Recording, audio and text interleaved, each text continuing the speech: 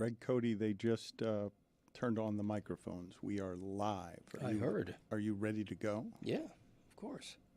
Always. It's a Tuesday, Dan.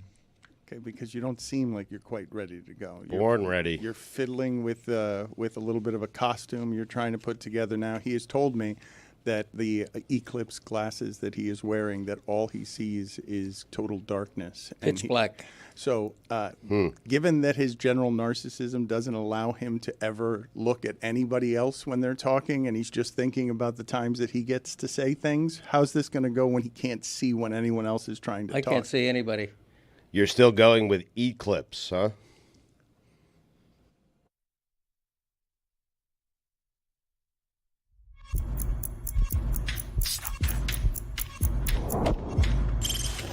Stop that. Stop that. Stop that. I hear him chat from the noise. Move too quick, can't stop for the talking. I hear him chat with the walking. Just too sharp with the prize. White girls let it tell me I'm awesome, yeah. Hot like fire on the pan. If you wanna touch me, please use caution. Cold like 0 degrees. I'm out the cage, gotta let out the beast. Revolutionary, gotta let out the streets. Locked in a cage, I'ma let out the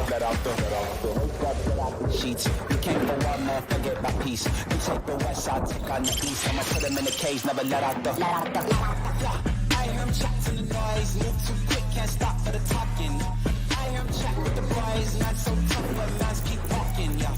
Just too sharp with the prize. White girls, let it tell me I'm awesome, yeah. Hot like fire on the pan. If you wanna touch me, please use caution. Stop that. Stop that. Stop that.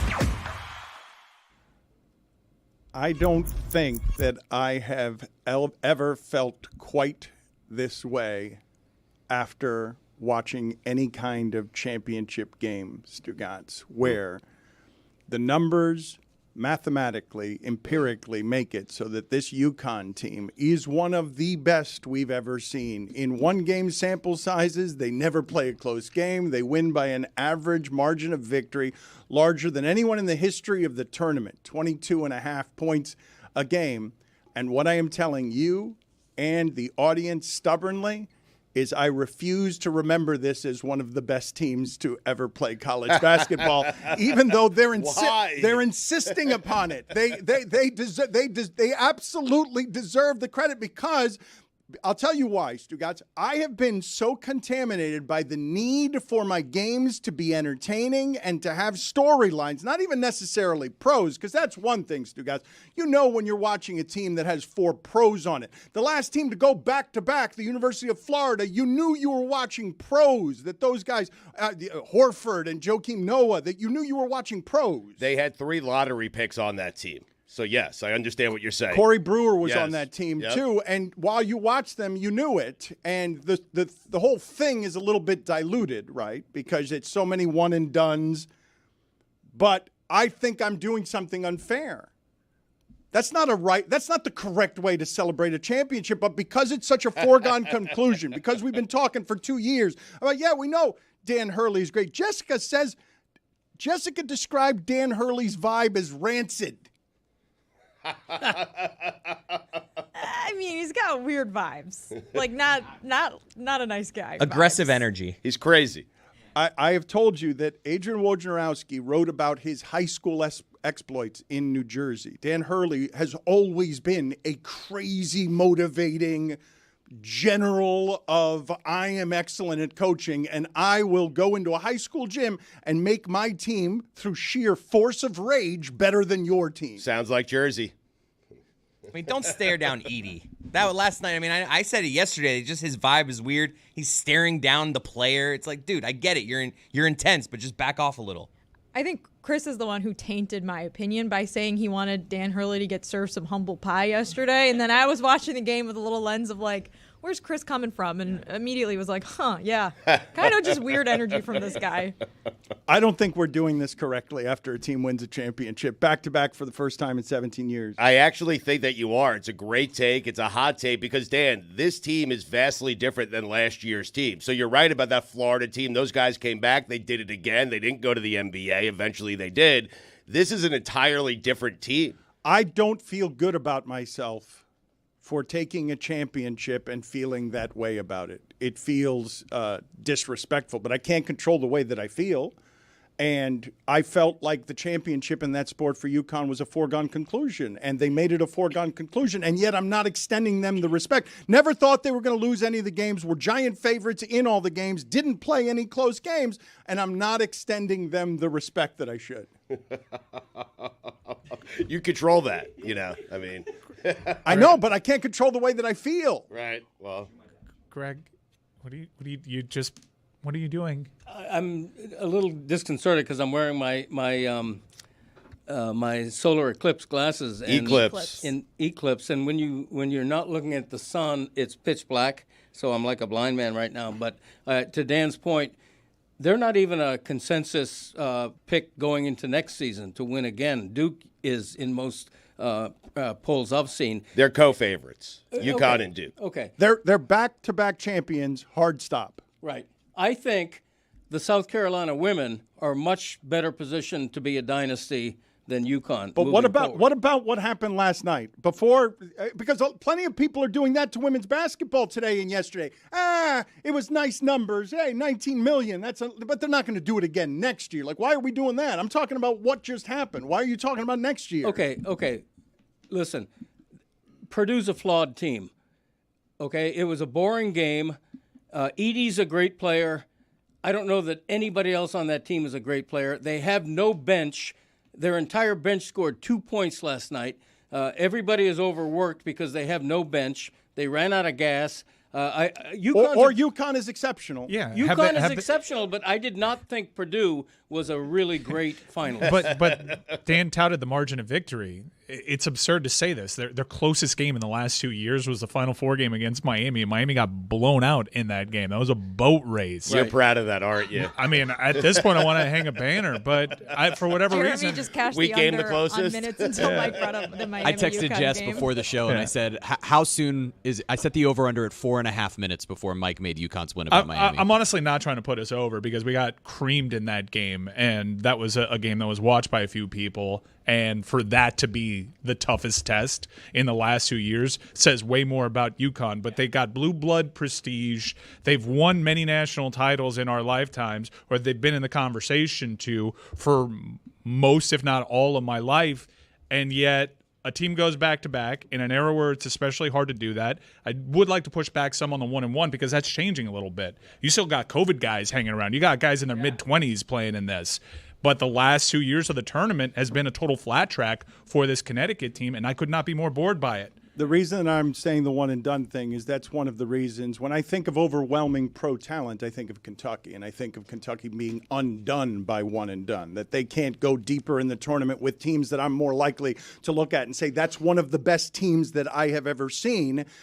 He should have won more. You're starting to come around. Well, Greg Cody has done something here I don't think is fair. You go back-to-back championships, you're almost immediately a dynasty. Like, you win them back-to-back for the first time in 17 years, and that almost just about cements you as a dynasty. And what you're doing – Dan, they have 6 since 1999. They have 6 championships since 1999 with 3 different coaches. I mean, only Alabama football – the Lakers and the Patriots have won 6 championships since 1999. UConn is one of those teams. You cannot tell the history of college basketball, men's and women's, without going through Storrs, Connecticut. Correct. Like, they don't have any preordained right to be that good at men and women's basketball, and they are that good. But the other thing I want to push back on Greg Cody when he talks about Purdue that I don't think he's allowed to do, you can't go no bench on me when Purdue's got the best player in the sport.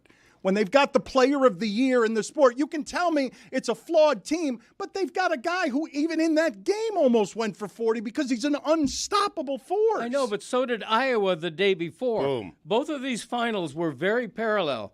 Iowa had the best player in that game, and South Carolina had the best team by far. Iowa's bench scored 0. They were outscored 37-0. And if you don't think that matters, it does. Iowa had 3 players play all 40 minutes. South Carolina had 2 players play 30 minutes. Iowa was gassed at the end while Don Staley was raising the championship trophy with about 3 minutes left. You're much better when you take the glasses off and you can see. Good stuff. You're But much it's better the when you UConn can run see. isn't just about the final. that. They've been playing deep teams too. There's all sorts of different roster constructions, and it hasn't mattered. I know, but they're a hot knife going through butter. Right, but when it comes to the final, both Purdue and Iowa proved to be very flawed teams with one great player, but not necessarily a great team. That's not taken away from UConn. I'm just saying last night was a big disappointment to me because it was not a game. It was chalked the entire way from the beginning of the game. I'm not a betting man. Sorry, DraftKings. But UConn would have been an easy bet for me to cover 6.5. Easy bet. Okay, that's well said today after the game. I'm not kidding. Listen, I read these things like a book, okay? Right, afterwards. Look, yes. no, my wife will vouch for this. When Iowa jumped out to a 10-0 lead, Right. and she's a fangirl, and she's giving off it's all Iowa today vibe. You said South Carolina was better. I said South Carolina's going to win by 10. Okay. And you I did can- the same I thing. mean, That's what all. are we doing? PTI. No, I'm What just are we what we're telling doing is What are we PTI. doing? Ask his wife. I'm telling the No, It's truth. an old guy saying no, that he but had it. At least, right. at PTI. least on Pardon the Interruption, you could go back to the previous day's show and see that they did indeed say it. The show that Greg Cody is doing is Ask My Wife. Can I do a PTI I mean, for I a said second? it on the Greg Cody Show podcast as well. The It's a reason matter of history. why it's so disappointing is because no one stayed awake for the ending. It just is late. It's just late. Can we just all admit on Very the East late. Coast, Very we didn't late. stay awake to the Ridiculous. ending, Yes. so it feels a little deflating. I was happy it was a blowout. Now, the 9 to 9:20 time, that was the longest 20 minutes of my life. I mean, start the Thank game. you. Yeah. And it's Jesus. different than I saw some people like, well, the game doesn't end any later than, Monday Night Football or Sunday Night Football. And it's like, yeah, but it starts so much later that I have nothing to do between 8 o'clock Eastern and 9:20 other than get tired. Right. And 9:20 doesn't even mean 9:20.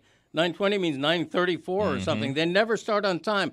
If I go to a concert that says 8 p.m. on the ticket, I want that drum beating at 8 p.m. I don't want to that's wait crazy. 35 minutes to see the opening act. If you want to start at 9:20, lift the ball into the air at 9:20 sharp. Imagine if New Year's Eve sometimes was celebrated at 12:07 or 12:11, Ridiculous. depending on what time the year decided to show up. Insane. Nailed it. Nailed the example, Billy. Well done. If Purdue had a bigger drum, they would have won. I don't like that after that game and after the winning of a championship, we are now the show that comes in complaining about how late games start. We've been that show. Well, we're Come old on, now. man. Yeah. I just mean, don't geez. like it. I don't. It's fine. We've been that show, and I don't like that we are that show. That the analysis of the game is I couldn't watch it. I was too tired. I'm too tired at 9 o'clock to watch a sporting event. I would have stuck around if they gave me a reason to. First half was great. It was old school basketball. You had big man versus big man. You had pick and rolls. You had points in the paint. I mean, it was fantastic. I loved it. Oh, it was great. Pick and roll. I enjoyed watching Gene Katie. Beginning to think he was wearing a hairpiece when he was coaching. That game did make me nostalgic for basketball that I watched growing up with two giant men who can't move getting abused in the pick and roll. It made me nostalgic for 8:30 p.m. That's fair. And what's this concession for? The West Coast? I'm pretty sure people in LA are like, no, you can go ahead and start that one. We're good. It's all about the East Coast. Greg Cody mentioned concerts, and I don't know if Greg Cody knows this because I was just informed before the show of something that I believe you do not know. Your son had a tremendous surprise planned for you with Stugotz Yeah. this week Yep. that he could not execute because you were going to that Jimmy Buffett cover band concert in Los Angeles or Las Vegas. Where is it? Yeah, I mean, cover band's a cool way to call Paul McCartney. Sir I Paul wouldn't, McCartney. I wouldn't call and it a cover band Pitbull concert. and Aaron Rodgers. But to your point, it's in L.A. We're leaving tomorrow morning. And what was the surprise I missed? Oh, boy. We were going to go to the Masters with you. Yeah. Chris was going to take you to the Masters. Are you serious? Yeah. Me, my dad, you, and Christopher. Yeah, see, that's easy to say when it doesn't work No, out. we had That's exactly right. We had conference calls. Yeah. Chris was on them. I speak Stugotz. This Yes. was happening. Yes. Like I was on a meeting with a guy at the Masters. He's Yes. like, come on down. Are you We'll serious? We'll take Our care friend of you. Charlie from the Double Eagle Club, he was ready to set you up. He had passes for you for the entire weekend. Par 3 tournament as well. Chris was going to take you because he knows it's a bucket list item for you, and he wanted to take you. So a year from now, Greg, clear your April out, okay? Okay, Just I'll clear do the it. calendar. I all will. right? Greg looks hurt, and Jessica whispered in my ears that was happening. This is cruel what they're doing to him right now. Cruel. No, I didn't mean to look hurt, but what I probably looked was a little bit emotional because that's a very nice thing that you organized. And I can't tell. Stugotz, I don't want to take all the credit. Selfishly, they both wanted to go both as of well. you. No, Well, we did, of course. Come Yes. on. You were going to be an appendage on this It's like trip. when I bought No. my dad for Father's Day an Atari. I was 34 years old. Stugotz is like, hey, you want to bring your dad to the Masters? I was like, more than anything in the world, Well, because 2 I year- want to go to the Masters. 2 years ago, I took my dad there. He had a great time. And I remember when I got home, Christopher said, I would love to take my dad there. He would love to go. And so Yeah. this was the year we were going to do it. But there's always next year. A Yeah. tradition Yes. unlike any other. The Masters? No nepotism. I sort of wish you'd told me that before I'd bought these, multi-$1,000 tickets to a concert in L.A. But we're gonna have fun there too. Well, but- which one, though, would you prefer? If you could only do one, I'm curious for an honest answer. If I'd placed both of them in front of you a month ago, because you love Jimmy Buffett, you've said that you wanted your last show here for Jimmy Buffett to come in here and sing a song during it. Yeah. To be your final act of your life. You That's said not correct. just your career, Right. of your career and your life. That's why I sang that song in Las Vegas, is because it meant so much to me. That's a difficult question to answer. As far as the event goes, I'd rather see this once-in-a-lifetime concert. Okay, I have been to Augusta. I did cover one Masters way back in 1998. But going with your son is different. But that makes the answer different. And then my wife's listening to this thinking, well, you're going with me. Why does my son outrank me? It would have been a wonderful father-son experience, and I am already looking forward to it next year. So, You didn't really answer the question, though. well, some sorta questions did, some yeah. questions aren't yes or no, black or white. Some Right. questions have a little bit of nuance to them, Yep. and so do the answers. Happy wife. Yeah, you got that right. But what a wonderful gesture. You know, on the Greg Cody Show podcast, the biggest criticism we get is how mean Christopher is to me. And so this is the antidote. This is the real truth about our relationship. Juju, And put it I on the poll. appreciate it. What's better, seeing Pitbull as Jimmy Buffett or going to the Masters with your son? It's a once-in-a-lifetime A loaded- opportunity. You're never going to Loaded see question. Pitbull do Jimmy Buffett Yeah. ever again. Right. The Masters every year, you know? Pitbull is the outlier on that bill, by the way. They were listing all the acts, and I'm like, Pitbull? Yeah, I'm surprised by him. You Mr. know. Worldwide. What's that? He's worldwide. Yeah, I get it. Mr. Yeah. Mr. Worldwide. He's worldwide. I got it. Mr. 305, even though about a dozen other people have already used that nickname before him, including Udonis Haslam to a degree. I think you'll be surprised by the show that Pitbull will put on tomorrow, Yeah? Greg. or What's he going whenever to it do? is. What song is he going to cover? Well, I mean, I don't know what song he's going to cover, but if he does his original music, you're going to love it. Well, no. I believe they're all doing Jimmy Buffett music. Cheeseburger in Paradise. Then. Hamburguesa con queso en paradiso. Okay.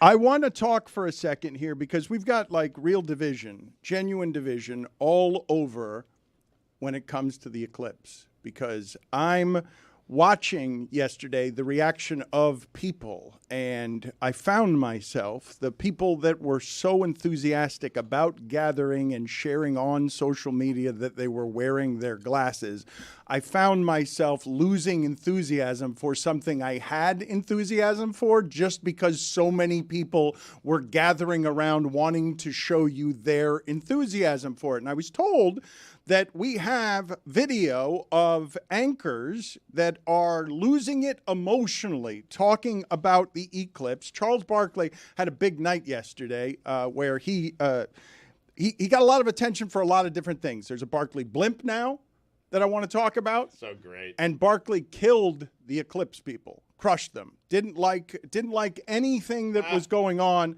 with the Eclipse. And Ernie Johnson said, don't hate on the Eclipse. And he said, I'm going to hate on the Eclipse anyway. But let's play for the audience because, Jessica, you were consumed by all of this, right? You were eating it up. Yes, and everyone who got to actually see the eclipse was like, this is the most magical and cool thing I've ever seen. And everyone who didn't was just being a hater. And as a certified hater, I get it. But I was I will admit, I was very jealous of everyone that got to actually see the eclipse, and you could see it on. I turned on network news for the first time in like probably my entire life to watch the like wraparound coverage of the eclipse, and everyone was crying. All the anchors, all the meteorologists, Robin Roberts, everyone was going crazy because it was like they said this was the coolest thing they've ever seen. Where did everyone get the Eclipse glasses from? Because everyone had them yesterday. Like, did you Amazon? buy them at a store? Did you know? Like, because my daughter came home from school with 2 of them. And then I went up and I looked at the sun and was told the eclipse happened an hour ago. You missed it. You're just staring at the sun. But where did everyone get these glasses Well, from? I bought mine through Amazon. I was just going to buy one for myself because I didn't think anybody. You did it with preparation? You did it ahead of time? I can't.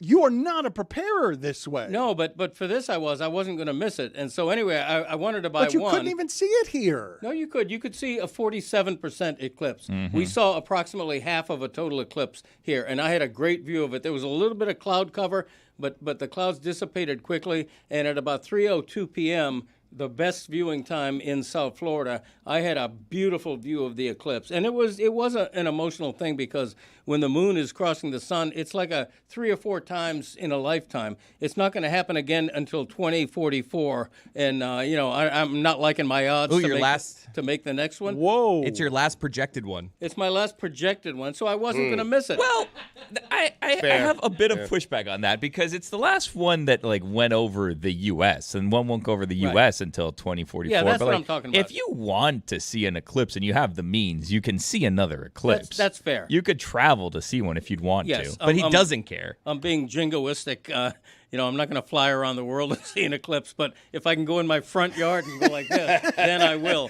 But If it's in your backyard, yes. It will literally be over Miami in 2045, I think it is. Yeah, He doesn't like his That's a odds of stretch. getting there. Yeah. Right, but I'm just saying, like, that's why, people in South, hopefully we'll be around. I don't We'll know. all be here. Underwater or something. Wait a Le Batard minute. and I will be long gone. Wait. I can't speak for. Maybe. I can't I mean, speak you for never anybody You else. and Dan? Yeah, sorry, Dan. I'm I surprised. apologize, Dan, to break it to you. I'm surprised as a Buffett fan, Greg, that you wanted to watch the eclipse yesterday. The sun killed Jimmy. Oh, that's true. I hadn't put 2 and 2 together. Yeah, the irony Billy, of that. Huh? Jesus Christ. Yeah. You're pretending. Wait a minute. facts. Billy, hold on a second. Rare is the occasion that you're so amused by yourself that you have to put your hand over your mouth so I can't see that you're laughing. Like you're pretending like you said something you shouldn't have said while delighting in the fact that you just. I did no such thing. I know where you were going with that. I did no such thing. It was the sun. Okay. Why did Greg start answering that earnestly is what I want to know. Greg, why did you kill me before I was 75 is why I want to know. Oh, really? How How did old I- are you? I thought you were like 60. How'd I make it? I mean, I'm kidding. I know that. Why are you having yourself dying before 90? I guess I'm not that optimistic. you're going over? Right? He's going with the odds. He's liking the 100-to-1 bet. That's what he's doing. Putting down 2 on me making 90. That's not a bad investment. Is when it the you think about 30 beers a day that is Well- the reason that you're worried about not making it to 90? I tell you, my mother, who's, by the way, Ruth, who won Cody, would have been 105 years old today. You've got good genes. Your parents both lasted into their 90s. Right. Yeah. And- Did any of them pass out at Battle Court Highlight? Because that was a bit of a red flag for me. Or fall into a bush? I'm locked in on that under, but God bless. Okay. At any rate, I loved rate. solar eclipse. I did. It meant something to me. Where can we get bets that would allow if you you to made lie? me bet. I'll make it formally against the spread. Okay, so how long do you expect to last? Oh, gosh. This is morbid. Please stop. I didn't start it. And it could also age very poorly, like tomorrow. I I know, mean, that's- 2045 seems a long ways away. I'm worried about him making a cross-country track. I don't want to jinx myself, so I don't want to answer that question. Let's but I have put- plenty things going on, believe me, that require long-range planning. Some odds and so on forth. Miami and some odds on Greg. Which one? Last longer? Put it on the poll, Juju. Which is going to live longer, Greg Cody or Miami? This will age really poorly, depending on what kind of hurricane season we get this year or how bumpy this flight It is. makes it a good question. Please tell me you have an Airbus. I don't know why I'm doing this. I'm sitting next to Billy. It's bad. It's true. Flying always makes me nervous. Now I Can gotta you go play cross the video, please, of, I don't know if this is Robin Roberts and what it is that Jessica was watching or other anchors who were getting emotional watching the eclipse? So it's like night, it's like dawn right now. What a strange feeling this is. And the crowd is reacting. This is such a magical moment. You feel it in every sense, in every cell of your body, because it's like somebody turned the lights out. Oh my God! Oh my God! Isn't that amazing? I cannot believe we're seeing this right now. It has been cloud cover all day. How lucky are we? It's a miracle. It's incredible. No way. It's like this. I cannot tell you. The timing of this is absolutely amazing. Look at this. Do you see the corona? No! See the sparkling lights? It's so cool. The cloud cover Great. almost makes There are two different types of people in the world, the people who react that way and people who mock the people who react that way. Normal people. How lucky are we? Her. That's me. You guys don't understand. In the swath of total eclipse, there were 6 or 7 major cities in the swath of total eclipses. One was Indianapolis. People filled the Indianapolis 500 Stadium racetrack, 50,000 plus people to watch this eclipse. It means something. I didn't have enough glasses. I had 5 of these glasses. I gave away 3 of them instantly. And I didn't even mean to. I just can't. What? That means you have 2 left. What do you right? mean you didn't mean to? I mean, I thought I was buying a 5-pack because I had to, because I couldn't buy an individual. I thought there would be 4 just left there for eternity. But I gave 2 to my housekeepers. I gave 1 to Sam across the street. You have a whole We're staff out of there going like housekeepers? this. Wait, they're forcing you to buy a 5-pack? Oh, yeah. That is genius. Well, they're super cheap. They're like $3 each.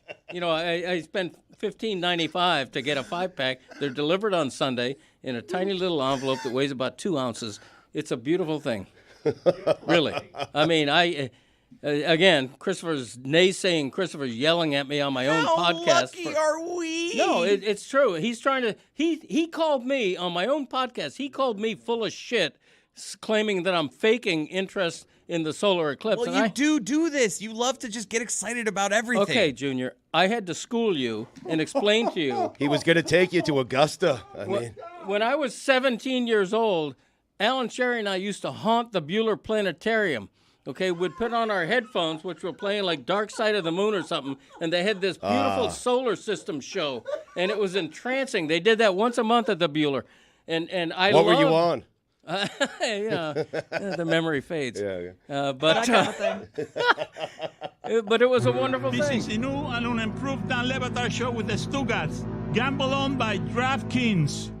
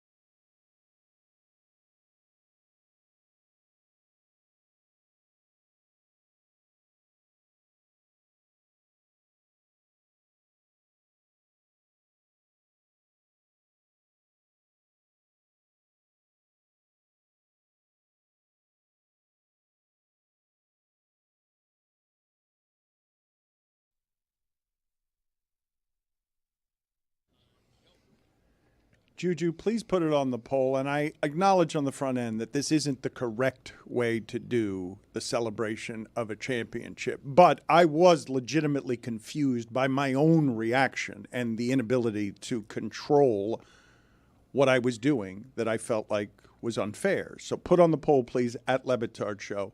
Will anyone remember this UConn basketball team as the greatest in the history of college basketball? Because it just won the difficult tournament by an average margin of victory larger than any team before it.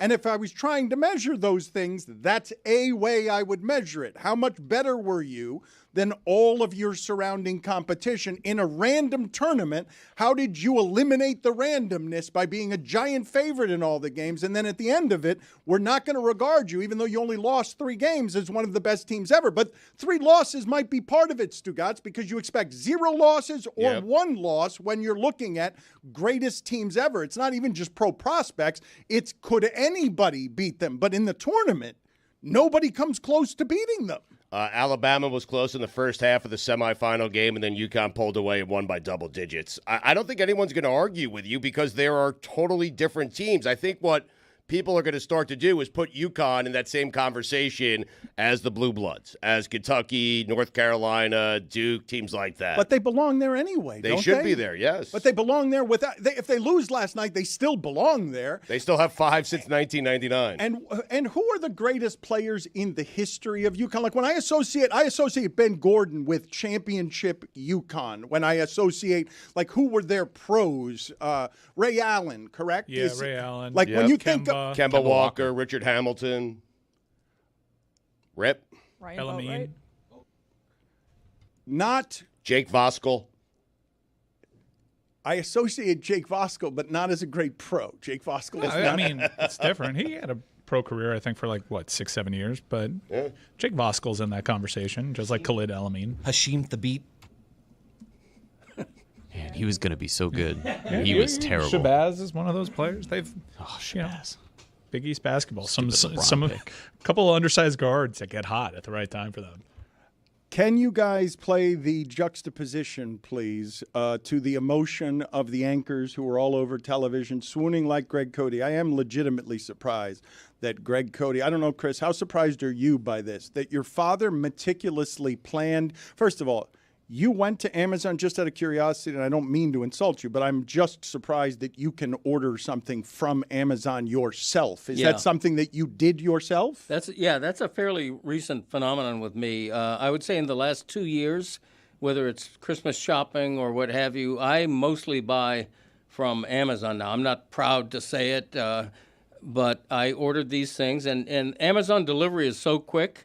Amazon Prime delivers the next day. Why are you not proud to say you're ashamed that you order things from Amazon, that Amazon has basically made it so that things are so convenient that all of us are doing He's that? embracing technology. That's why he's not proud. Well, I'm not proud because I have an innate belief in retail. I part of me wants to keep retail alive. You have an innate belief in retail. He's a mom and pop shop type of guy. Yeah, part of me would want to seek out the local store that's selling these things. But the fact of the matter is it's more difficult to find a local store around you selling these than it is to just punch a bunch of buttons on Amazon and the next day you're picking it up on your doorstep. That right there is why Bezos is one of the richest men in the world. Right there. That's the secret of his formula. If someone were to ask him, how did you do it? It would be that. Everyone would agree with my dad. Yeah, ideally I'd like to go shopping. Push a button. I genuinely believe in the principle of commerce and retail and mom and pop right up until my laziness grabs me by the balls and makes me just go over there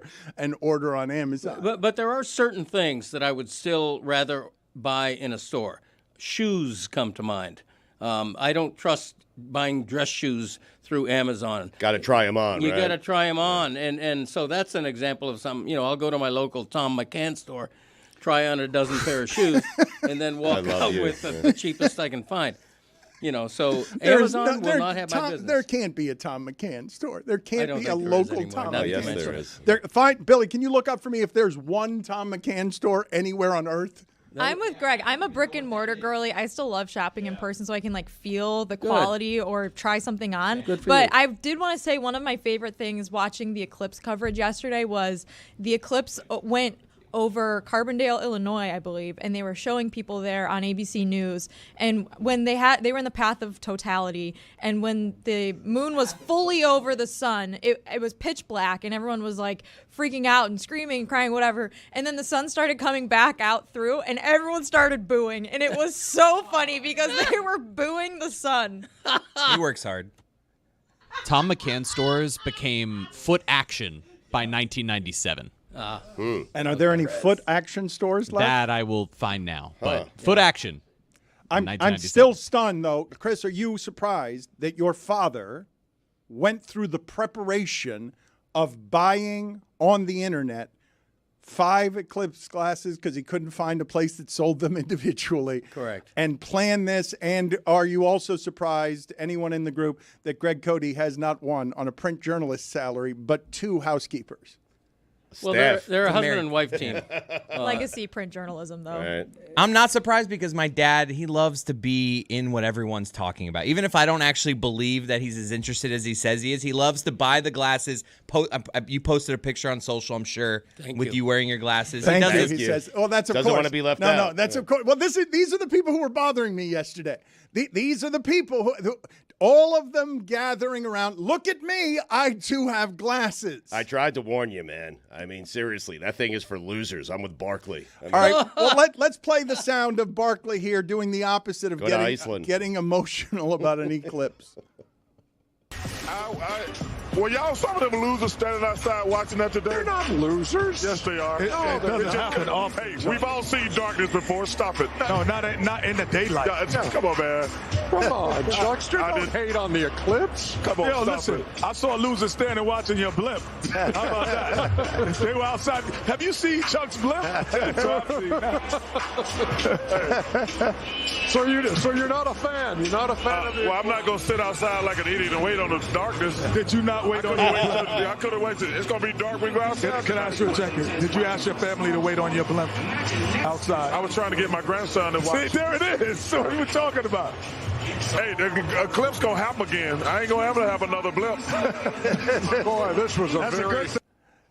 Let's go ahead and put up on the screen Greg Cody, self-involved. Let's awash in his narcissism. Here is Greg Cody trying to get in on the action from that backyard pool where he often shampoos his hair. That's a beautiful photo by my wife. It's a Save Haiti T-shirt, by the way, not to get into serious politics.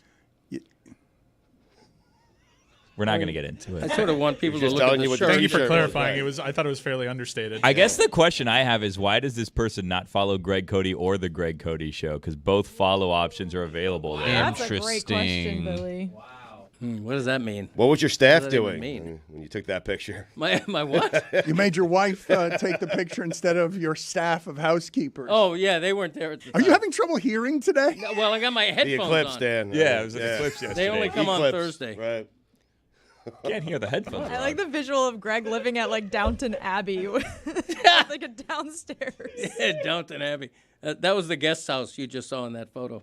What are you talking about? What are you staring at me for? Because I said, are you having trouble hearing? And you said, I've got my headphones on, which help you hear. Okay, well, I didn't know whether you were talking, into the air or through headphones. Right. Yeah. I thought the best coverage of the Eclipse. This, I believe, I am somebody who likes to underpromise and overdeliver.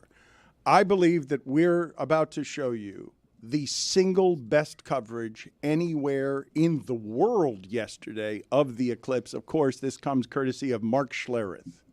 Hey guys, your boy Stink here. Welcome into another edition of Man 101. I'm standing outside here on a spectacular day in Denver, Colorado, just enjoying this solar eclipse thing. And I got to tell you, it's amazing. Let me see if I can get a shot of this because it is incredible. Now make sure if you go outside, protect your eyes because that's important. Let's see if we can get this. Man 101. You're welcome. Classic. Put up a middle finger. Classic Stink. Right by the sun. There's just a gnarled middle finger. He won the Eclipse. He did. He really did. It was perfectly done, complete with Man 101. You're welcome. anthem, his signature call. He really needs to become an action hero in the movies, and that has to be his signature line when someone dies under a middle finger.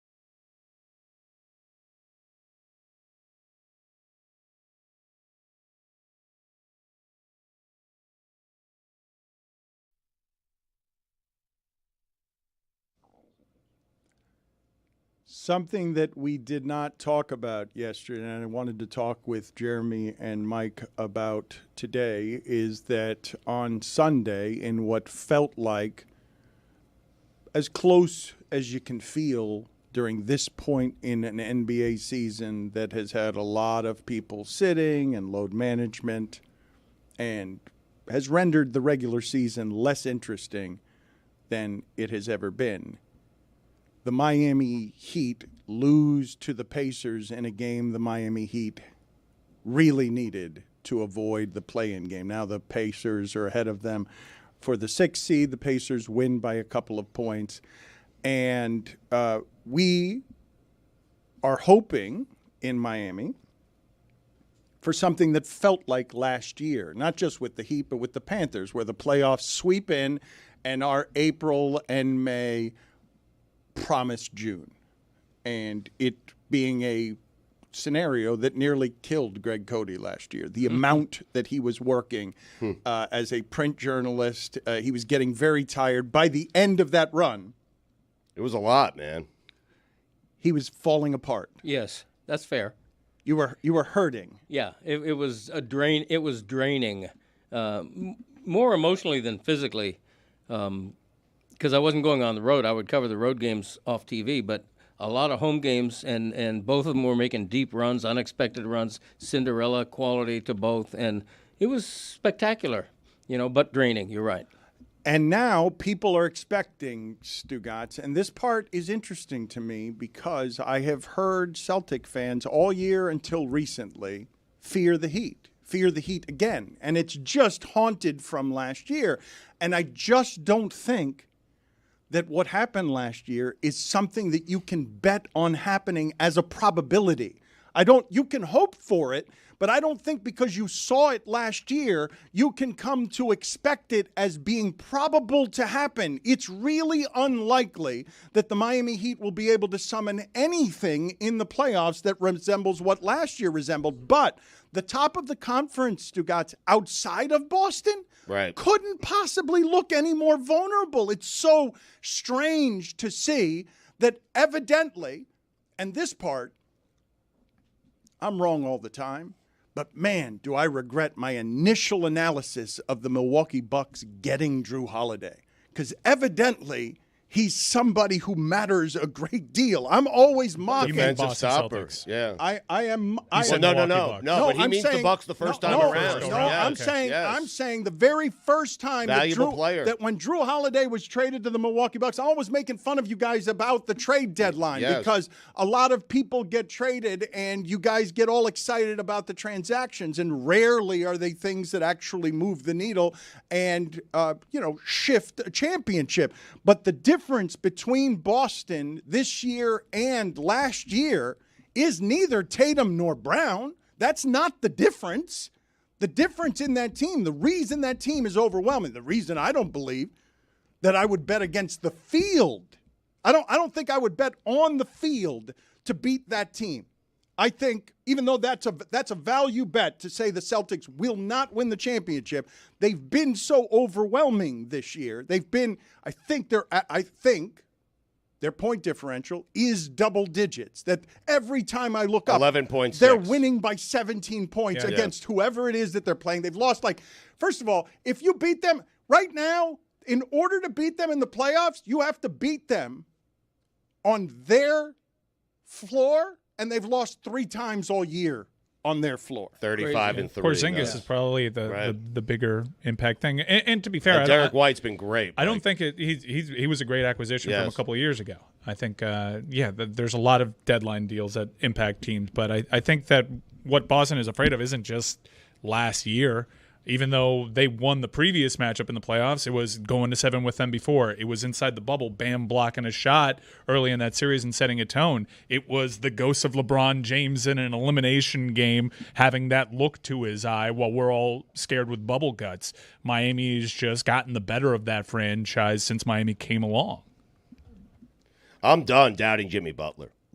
I'm done doing it. I doubted him a couple of times. He's made it to the finals a couple of times. I'm not going to do it again. He's earned that, right. And it speaks to how great he's been in the postseason for me to kind of agree with you. Amazing. Because if we're just looking at this from a treetop view, Jimmy's not the same player. The thing that we all feared that was coming, I think, is approaching, if it's not already here. And it might have begun with that Denver series where he had earned a total pass for his performance there. He was super passive. It was shades of LeBron against the Mavs. He didn't really have faith in his shot until it was already too late in that series. And now he's going up against teams that are built similarly, and there's this weird passiveness, and you have someone that will be taking the shots instead of him, and you're just wondering what happened to the Jimmy buckets that I loved. Dan made a good point about the Eastern Conference at the moment, though, because I have a greater fear for the Heat in a one-game sample against the Hawks or the Bulls if they lose the first play-in game